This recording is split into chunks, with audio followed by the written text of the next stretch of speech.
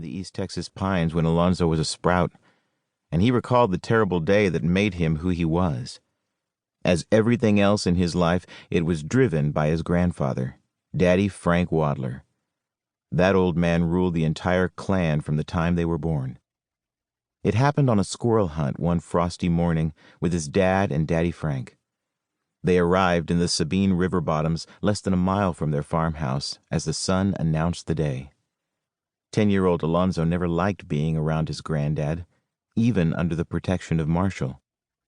Slipping quietly through woods thick with pine, pecan, and oak, Daddy Frank led the way with Marshall and Alonzo following closely. The drainage area that suited him overlooked a wide, leaf-covered slope leading down to the creek. "Sit there, boy." Daddy Frank pointed at a red oak tree. His voice was low, authoritative. "A tree behind you breaks up your outline." The boy met his dad's gaze. Marshall nodded, and they settled to the ground. Without fail, Daddy Frank pulled out a plug of days-o'-work chewing tobacco, end cut, of course, and carved off a chunk with his razor-sharp knife. Tucking the chew into his cheek, gray with stubble even back then, he closed the blade, returned it to his pocket, and became still as the trunk itself. Daddy Frank didn't even lean over to spit. He swallowed the tobacco juice when necessary, something even the most hardcore chewers couldn't do.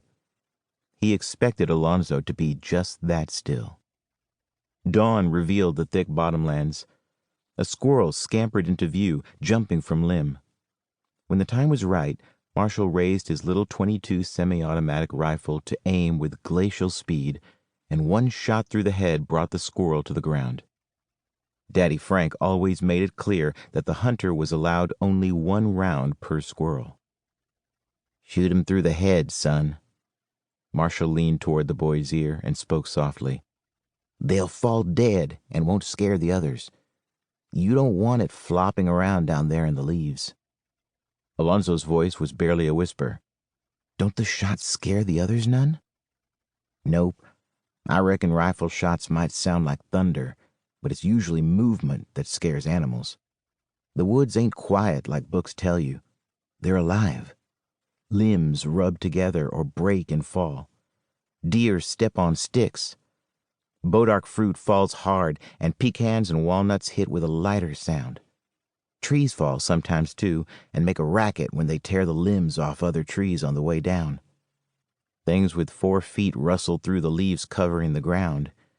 When you open your ears, you'll hear more than most folks realize."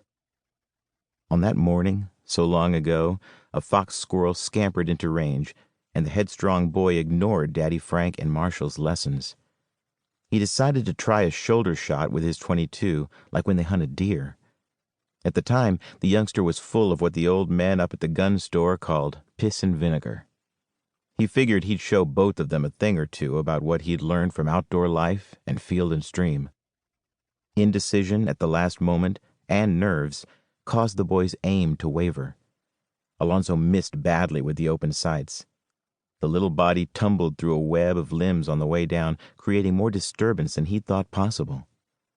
The dying squirrel finally caught itself by a hind foot in a thick tangle of vines, hanging upside down long enough for Alonzo to sneak a peek at Daddy Frank's angry face. The horrifying rattle reached their ears, and the boy worked the rifle bolt to finish it off. "Nope." Daddy Frank's voice was low but clear. "You had your chance, Alonzo. One shot." Alonzo's face flushed hot, and tears filled the boy's eyes at the horrible damage he'd caused. "But it's suffering." "That's right." The old man, sitting 20 feet away, shifted to glare at the boy. "It's your own damn fault because you didn't listen to your daddy." The dying squirrel dangled by the claw on one toe, blood dripping from its nose. The pattering sound on the dry leaves below was clear as a bell in the still autumn air.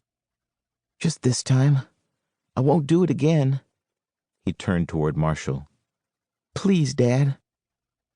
Marshall paused and threw a glance at his dad, who glared back. "No, don't you let him do it, Marshall. Sit there and watch and listen. You'll learn to mind after this." Right then, Alonzo